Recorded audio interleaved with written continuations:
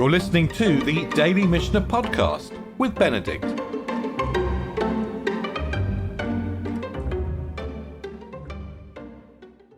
So as we go through the 5th chapter of Ketubot, we really get into perhaps we could say with the heart of the tractate, which is the economic relationships between the two sides in the marriage.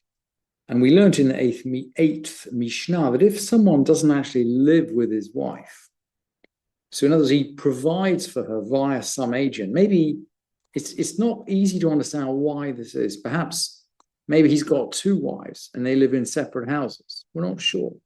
But the Mishnah, at any rate, articulates the kind of weekly income that she's entitled to receive. And it's measured out in kind, actually. So 2 covs of wheat, 4 covs of barley, and so on. So many pulses, so much oil, actually a bed and a mattress, and 50 zuz worth of clothing every year to be given to her in wintertime, so that when the clothes are new and the weather is cold, she can use the new clothes to keep out the cold.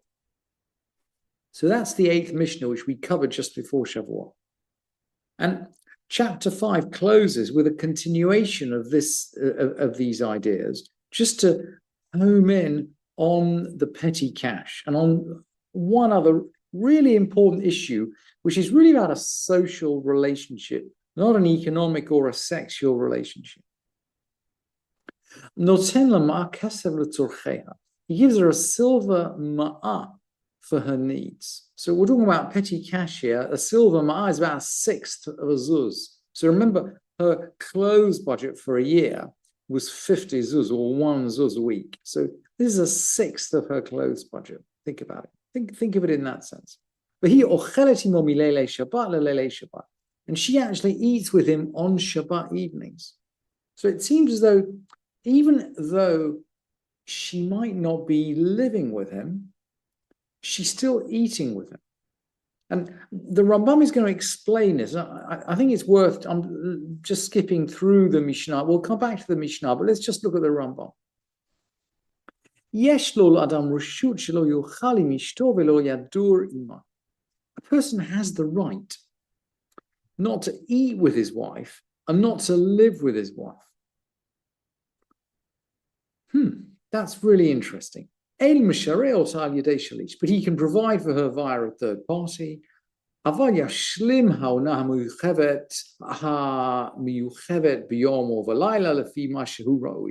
And he can fulfill his duty in marital relationships during the day or during the night as appropriate. So in other words, the Rambam is saying, look, in principle, a person doesn't have to live full-time with his wife. But, there's a but. Aval. Ochel ima milelei Shabbat lelei Shabbat. Al kolpan kmo shezachar. But in any case, he must eat with her on Shabbat evenings, as mentioned. So the Rambam seems to be saying that this duty, this is a social obligation. It's not a sexual obligation. It's not a financial obligation. It's a social obligation. Even if you don't live with your wife, you still have to have dinner with her on Friday nights. She can't be alone on Friday night.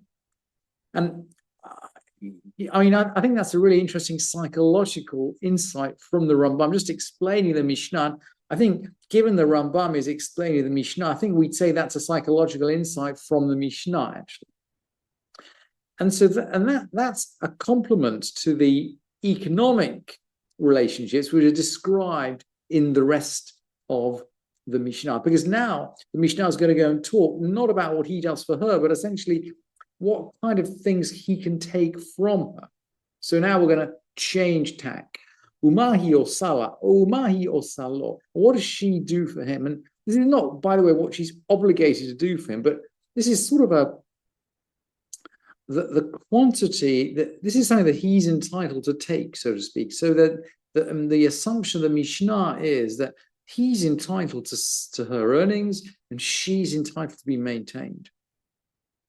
Now, over and above these quantities, I mean, she can keep, but he seems to be entitled to take these quantities. What are they? Mishkal chamesh sla'im shti biyuda.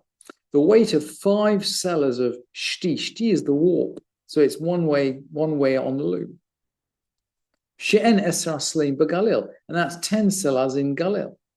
Or so that's weaving one way on the loom. Or if we weave the other way on the loom, or mishkal eser slime erev biuda, or the weight of 10 sellers of woof in Judah. In other words, going the other way, and it's not quite clear somehow why it should be easier to go one way or the other on a loom, but I'm not sufficiently expert on looms to be really able to understand that.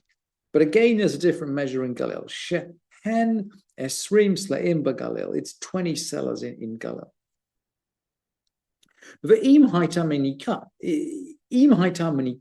If she was nursing, and we've learned before that one of the things she does is to nurse his children.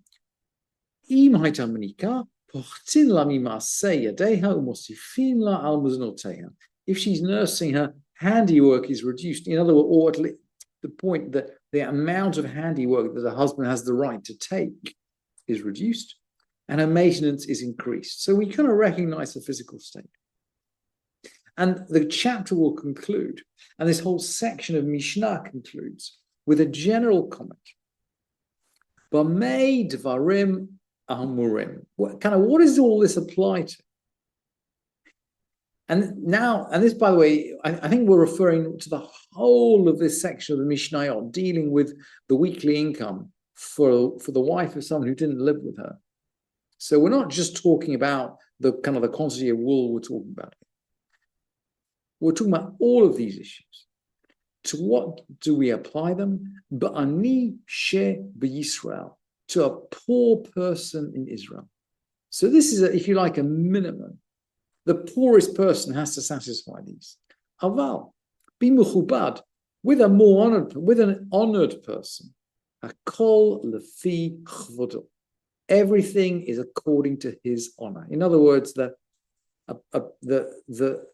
income due to the wife is related to the honor due to the man. These two things can't be separated out. The next chapter of the Mishnah, we'll just jump into the 6th chapter. Somehow, and it's interesting that the chapter change should be a change of subject, but the 6th chapter is going to focus much more on pure economic relationships, but it jumps off the material in the final Mishnah. So we're going to go back to this question of, what's this quantity of wool that he can take from her? And in general, the Mishnah states, a wife's findings, in other words, something she finds in the street or comes across, and her work belong to her husband. And that's a principle that we learned in the 4th chapter as well. What about something that not something she finds, but she inherits during the marriage? The Yorshata, as for her inheritance, the Ochel Peirot B'chayeha, he eats the fruit during her lifetime. But the Mishnah is saying here that income from the inheritance, and by the way, this applies to possessions she brings into the marriage, income belongs to him during her lifetime, and I guess also during his lifetime and until she's divorced. But the principal still belongs to her. So if she's divorced, or if she dies, if she's divorced or if he dies, then she will get the principal. And if she dies, of course, her sons will get the principal. What if she's injured and she receives compensation? Compensation for embarrassment or blemish belongs to her. Now, we've already learned that there are 5 kinds of compensation for damages. And the Mishnah only zeroes in on 2 here. I think probably because the others are obvious. So, for example, there's compensation for kind of time off work and for medical expenses. Well, I think these will belong to the husband because he's obliged to pay her medical expenses And of course, he receives the income from her earnings. So I think we'd expect those to go to the husband. And then there's compensation for pain. Well, that obviously goes to the wife because she's the one who's paying. So the only categories of damages that we don't quite understand from logic seem to be boshtauf kama, sort of compensation or for embarrassment or blemish. And the Mishnah begins by saying they belong to her. But Rabbi Yehuda ben Beter is going to disagree in a way that we find slightly kind of disturbing with our modern eye. But by the way, the halacha, according to the Baal Tanur and the Rambam, goes according to Rabbi Yehuda. So it's worth spending a little time just thinking about Rabbi Yehuda ben Beter, who says, Rabbi Yehuda ben Beter omer, Bizman shevaseita, la shnei chalakim velo echad. If she's injured in some hidden place, which is not obvious, she receives 2/3 and he receives 1/3. So he has kind of some share in this. Uvizman shevagalui lo shnei chalakim velo echad. And if she's injured in some place, it's obvious to everybody. So this man's wife, she's walking around, let's say, with an open scar on her arm that everybody can, or on her face, everybody can see this. Somehow it seems as though he receives, it's as if he feels damaged or embarrassed. And so the Mishnah rules, lo shnei chalakim velo echad. He gets 2/3 and she gets 1/3. And we find this very kind of, anyway, this doesn't jive with our sensibilities, but that's the ruling of the Mishnah and that's the halacha. And then the Mishnah continues, shelo notnin lo miyad. His share, that's his share of the compensation, is given to him immediately. And the Mishnah doesn't have any anxiety that a man is able to take care of money, but it is anxious. It seems to be anxious about people, maybe men, taking advantage of women and their property getting lost. So her share is actually not given to her. It's effectively put into trust. V'shela yilakach bahen karka. With her share, land is bought. Remember, in those days, you couldn't put money into a bank and you couldn't put money into a bank and, if you like, put the account in trust. They didn't have a banking system. The only way you could keep money safe would be to invest in land. So the money's invested in land. The hu ochel perod, he actually gets the income, but the assumption is that on his death or on her divorce, she'd then receive that land, or of course on her death, it could be inherited by her sons. Thank you for listening to this edition of the Daily Mishnah Podcast with Benedict.